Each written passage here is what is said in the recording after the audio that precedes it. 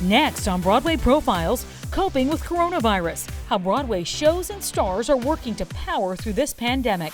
Plus, say hello to Mrs. Doubtfire, Broadway's newest movie turned musical. You'll get to know the man behind the makeup, the cardigan, and the tartan skirt, Rob McClure. And Love in Midair, the star of Moulin Rouge the musical, talks about her epic entrance from above, her life, and the changing face of Broadway.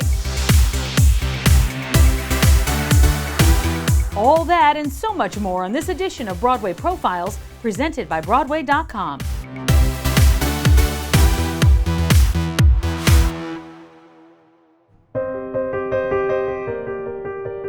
Broadway's biggest night postponed because of the coronavirus pandemic. The 74th annual Tony Awards have been pushed back for now. The Tonys had been scheduled to air live from Radio City Sunday, June 7th. The American Theater Wing says the show will go on, but at a later date. Welcome to Broadway Profiles. I'm your host, Tamsen Fidel. Broadway is the lifeblood of New York City, and just like the rest of us, the theater community has been impacted by the coronavirus. And that's why we're filming here in my New York City apartment rather than in front of the bright lights of Times Square, staying safe, social distancing, and doing our part in the face of this nationwide pandemic. All 41 of our iconic Broadway theaters ordered to close to prevent the spread of the virus. It's an unprecedented move. For perspective, Broadway only closed for 2 days after the 9/11 attacks. But for now, we can just wait for the shows to reopen. Make no mistake, they will.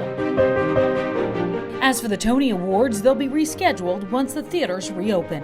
That's why we're seeing so many great stars doing their part to keep the magic of Broadway alive, from entertaining us on social media platforms to inspiring the next generation to keep performing and also raising money for our theater community. I'm back!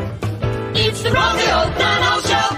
For one night only, Rosie O'Donnell brought back her talk show in support of the Actors Fund. The show aired live on Broadway.com and featured interviews and performances by some of the biggest names from the stage and screen, all appearing from the comfort of their own homes. Stars like Matthew Broderick and Sarah Jessica Parker, Kristen Chenoweth, Neil Patrick Harris, Billy Porter, and many more. I'd go hungry, I'd go black and blue. I'd go crawling down the avenue. No, there's nothing that I wouldn't do to make you feel my love. Taylor, the latte boy, bring me trouble, bring me joy. Oh, Taylor, the latte boy. I love him, I love him. All we see is light for forever, 'cause the sun shines bright for forever. Like we'll be alright for forever this way. Two friends on a perfect day. The Actors Fund basically serves as a safety net for people who are trying to make their life's work in arts and entertainment, providing services like emergency financial assistance, affordable housing, healthcare, and more. Even if you weren't able to catch the Rosie O'Donnell Show live, you can still donate. The website is on your screen, give.actorsfund.org/Rosie. Here's another great way to support the Broadway community in this time of crisis. Broadway Cares to Equity Fights AIDS has launched a COVID-19 emergency assistance campaign to support the Actors Fund, and Broadway producers are stepping up in a big way. The website is on your screen, broadwaycares.org/help2020. And here's the best part. For every donation made, Broadway producers will match it dollar for dollar, all the way up to $1 million. The coronavirus has claimed the life of an iconic member of the Broadway community. Legendary playwright Terrence McNally has died of complications brought on by COVID-19. A winner of 4 Tonys and a Lifetime Achievement Award, McNally was the writer of landmark plays and musicals like Masterclass, The Ritz, and Kiss of the Spider-Woman. Tributes pouring in on social media. Lin-Manuel Miranda tweeting, heartbroken over the loss of Terrence McNally, a giant in our world who straddled plays and musicals deftly, grateful for his staggering body of work and his unfailing kindness. And Chita Rivera writing, a huge part of me is gone. He helped make me who I am as a person. He is the epitome of love and friendship. Only God knows how much I will miss him. Terrence McNally was 81. Of course, this temporary Broadway shutdown is a matter of safety, plain and simple. In a statement released by the Broadway League president, Charlotte St. Martin, saying in part, our top priority has been and will continue to be the health and well-being of Broadway theater goers and the thousands of people who work in the theater industry. Broadway has the power to inspire, enrich, and entertain. And together, we're committed to making that vital spirit a reality. Once our stages are lit again, we will welcome fans back with open arms. Before the pandemic really shut down Broadway, we were able to put together some great segments for this edition of Broadway Profiles, including talking to the man who's going to play Mrs. Doubtfire when Broadway reopens. Take a look. This is your first look at Rob McClure as Euphigenia Doubtfire, the iconic Scottish nanny created by Robin Williams in the 1993 film. From Chaplin to Beetlejuice, we've seen him in so many fan favorites over the past decade. Now McClure is amazingly both a Broadway veteran and a rising star, headlining the musical adaptation of Mrs. Doubtfire, all in with the wig, the big glasses, the hot flashes, and the iconic tartan skirt. Broadway.com's editor-in-chief Paul Wontorek traveled to Philadelphia, 100 miles southwest of Broadway's Sondheim Theater, to check out the home life of the man behind the new Mrs. Doubtfire. It's our cover story. Mrs. Doubtfire. This is a big title. People Yeah. know Mrs. Doubtfire. I'm sure people like on the subway and people in your It's the family. easiest explanation of the show. Right. What are you It's doing, just Mrs. Doubtfire? Oh! Like there's no, like it's about a thing. No, they know. People do love this movie and they love this story. Sacred. How do you explain the appeal of the story for today's audiences? At its core, it's a family drama wrapped in a comedy. My earliest memory of it is all of my friends who were from divorced households saying like, that was the first movie that wasn't Parent Trap. That wasn't saying that the happy ending is me finding a way to get my parents back together. It was the first movie that was saying like, maybe you're all better for the divorce and you're gonna be okay and you can redefine what family means. And that was huge then. But we also in the show have further expanded that definition of family for a 2020 world. We can't talk about Mrs. Doubtfire without talking about Robin Williams. Come on, legendary. Oh God. Did that scare you at all Of coming course. into this project? Of course it did. First of all, it was an honor to take a swing at it. I feel like my first responsibility is to let the audience know that I'm gonna take care of the character they love. Those first few minutes, the first time you hear the Scottish brogue, the first time the door opens and Mrs. Doubtfire's standing there, it's important to me to let the audience know that that character is in safe hands and the hands of someone who is as big a fan as they are of the thing.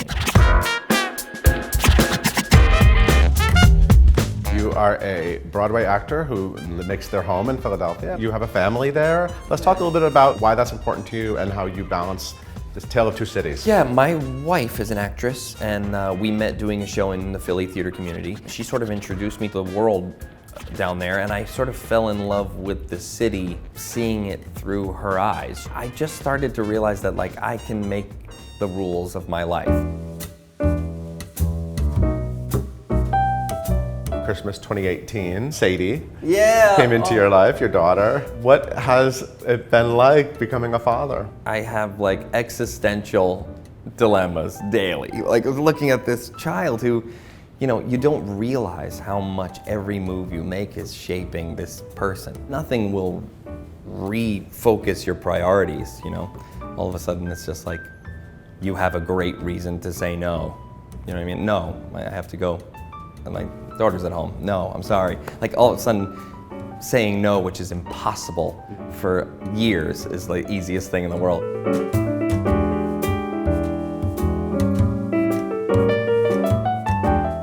You have developed an amazing Broadway career since Chaplin. Chaplin was a Wild. huge breakout moment for you, Yeah, Tony yeah. nomination, that incredible performance. This is 8 shows now. What is it like looking at that and thinking about that kid in New Jersey who was just obsessed with all things Broadway? I don't feel like I'm not that kid anymore. I don't feel any different than I did in high school. It's an awesome thing to every now and then catch glimpses of myself through someone else's eyes because you go like, oh my God, wait, I'm doing it. I'm doing the thing that I so hoped I would do.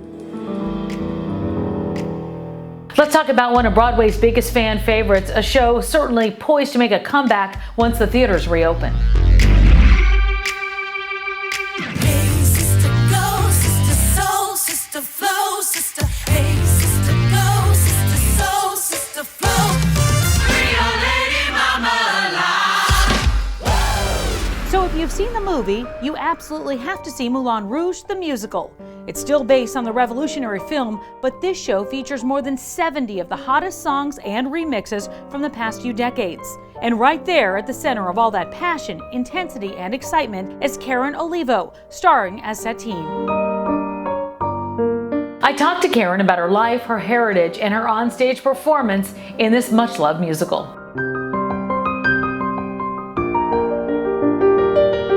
Let's jump right in and talk about it. You've been doing the show for a while now. Yeah. How does it feel with audience reaction? Because as soon as you come out on stage, people relate, they hear the songs, they know that they're part of it already. Right.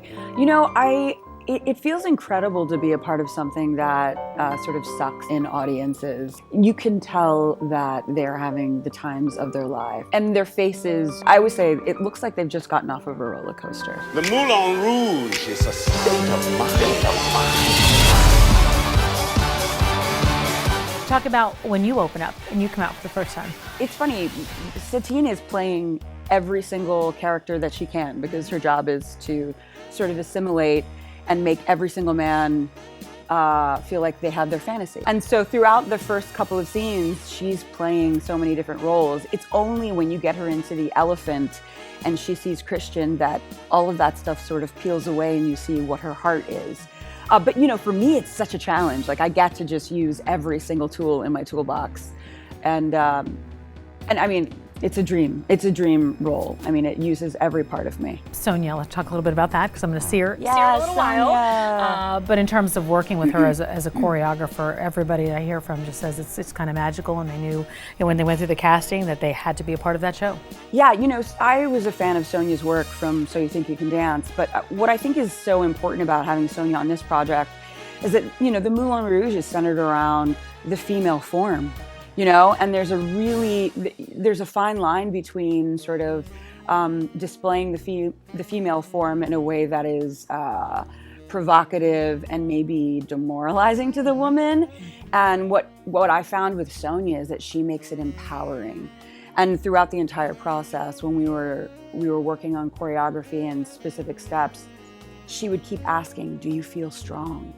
And that's the difference. And you have been in some incredible shows already when you look back at your career. But talk about what it was like when you first started, because when I started in TV, I was told, look more like the girl next door. Right. I didn't know how to, it was not, it's not possible to do. Right. And you said that you responded to a lot of roles that were exotic actors wanted.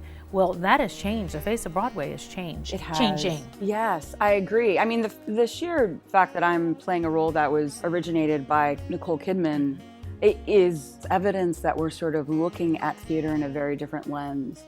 I mean, I feel like there were definite moments in our process in which they wanted to stay a little closer to what the movie was, and a handful of times a very gentle reminder of, yes, but I'm a woman of color. And what I'm finding with this creative team specifically is that they are so open to every possibility. And I think that a lot more of those creative teams are finding places on Broadway so that we can sort of open up. We have a really long way to go. We recently celebrated Women's Day on Broadway, the third annual event put on by Disney. The theme, the decade ahead, and how women will shape it. I had the chance to host the first panel of the afternoon, spotlighting marquee women. I talked to some of this year's biggest creative influencers on Broadway. We also heard a keynote address from former Secretary of State Hillary Rodham Clinton. We need to keep our voices rising. We need to keep telling our stories. We need to keep going, because nothing is more important than imagining and then inventing the future that we want. And don't go anywhere, there is still so much more for us to talk about on this edition of Broadway Profiles. She's one of the fresh new faces of Broadway. We'll introduce you to one of the stars of Wicked. I'm Tamsin Fidel, and you're watching Broadway Profiles.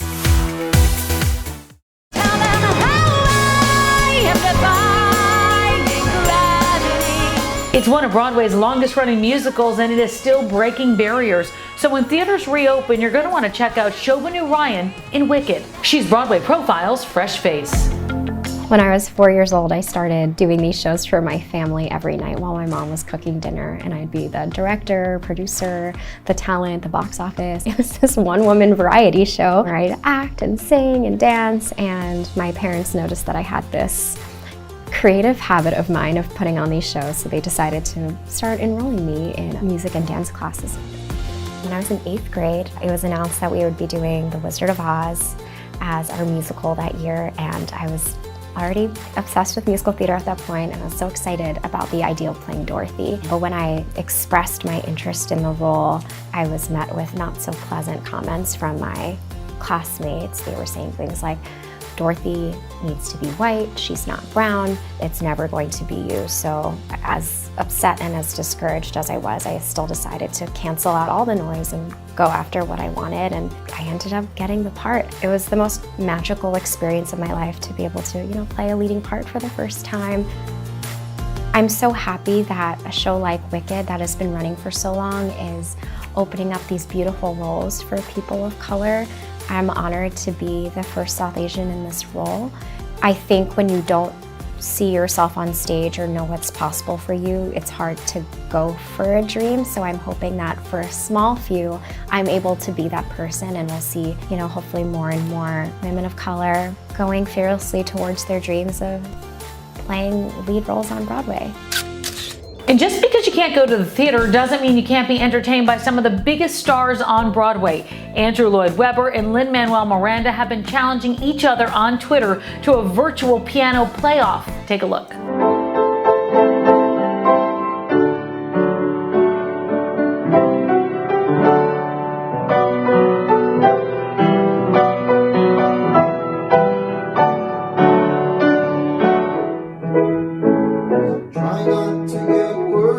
Try not to turn on to problems that set you up.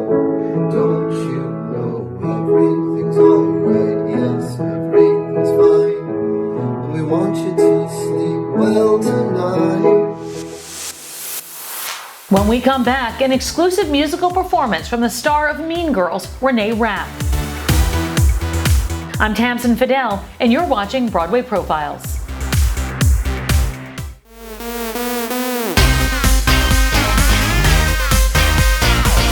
Right about now, Mean Girls should be celebrating 2 years on Broadway. It'll be back.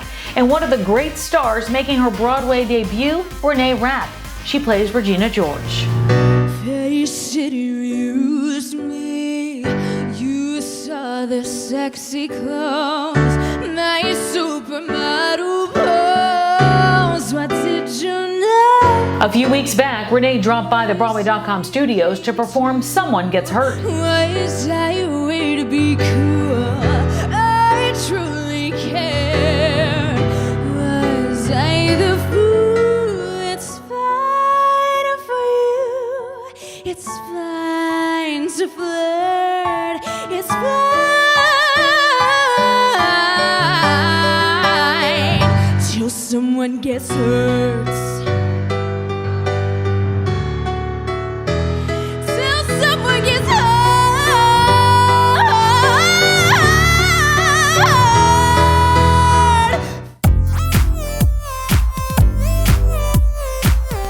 Like all of us, the Broadway community is coping with this nationwide pandemic. Social distancing. That's why we're bringing you much of this episode of Broadway Profiles from home.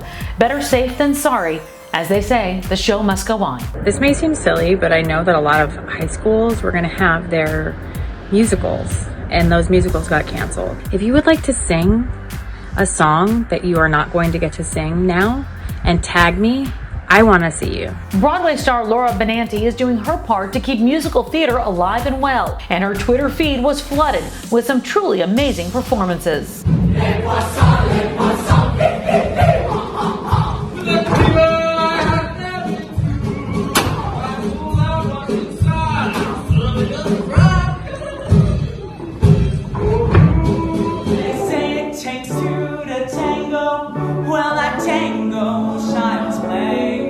So take me to the dance floor and we'll twist